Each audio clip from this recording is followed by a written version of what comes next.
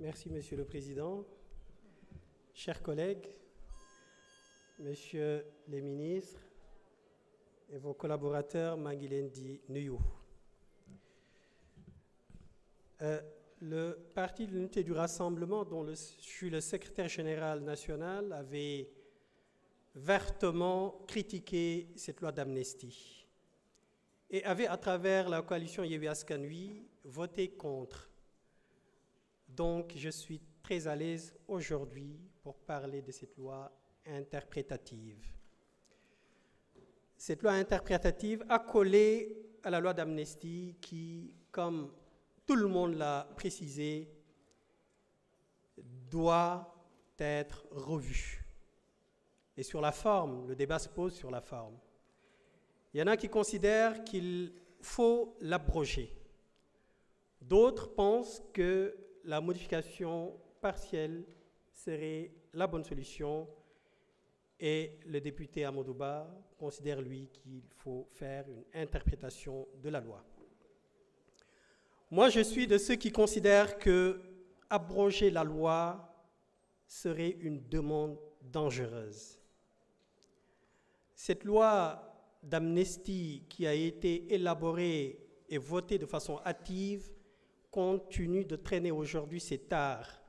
Et d'ailleurs, ce qui vaut cette proposition de loi interprétative.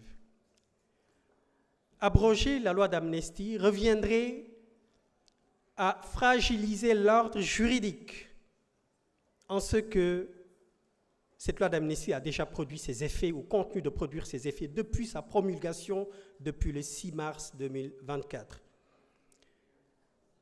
Le principe des droits acquis, l'intangibilité du principe des droits acquis et le principe de la non-rétroactivité se heurteraient à l'abrogation de cette loi.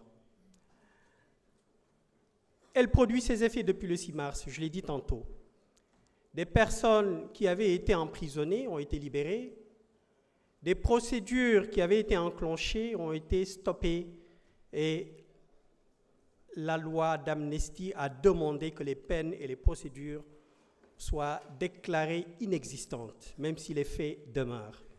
Donc, abroger cette loi reviendrait à fragiliser la sécurité juridique. Il reste la modification. On aurait peut-être pu la modifier. Mais modifier cette loi serait beaucoup plus... il y aurait plusieurs hypothèses qui pourraient se présenter pour une modification.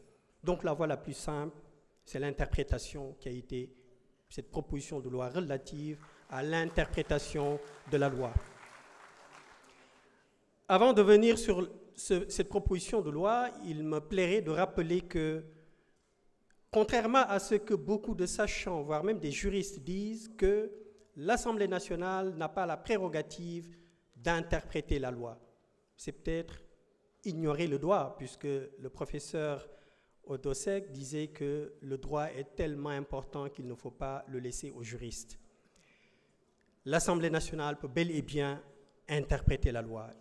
Il y a plusieurs types de lois, loi ordinaire, loi organique, loi interprétative. Et la loi interprétative constitue une exception du principe de non-rétroactivité. Il y a les lois douces, les lois pénales douces, les lois expressément déclarées interprétatives et les lois interprétatives qui sont des lois rétroactives.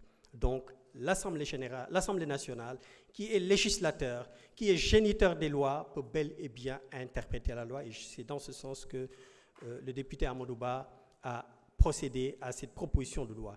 De quoi il s'agit? Il s'agit de préciser le sens de deux notions. Une motivation politique et des manifestations. Il s'agit d'un champ d'application fourre-tout qu'il fallait nécessairement préciser et en même temps faire de sorte que cette loi soit conforme aux instruments internationaux qui ont été ratifiés, souscrits par le Sénégal. Donc, je pense qu'il n'y a pas un chat à fouetter. Cette conciliation nationale, cette cohésion nationale qui a été l'objet, le soubassement de cette loi d'amnistie ne peut se faire que si la justice est rendue. La paix, on ne pourra y atteindre que si la justice est rendue. Et donc, il faut impérativement, nécessairement rendre la justice. Merci. Merci beaucoup. Honorable Papa Tahirou Sarr.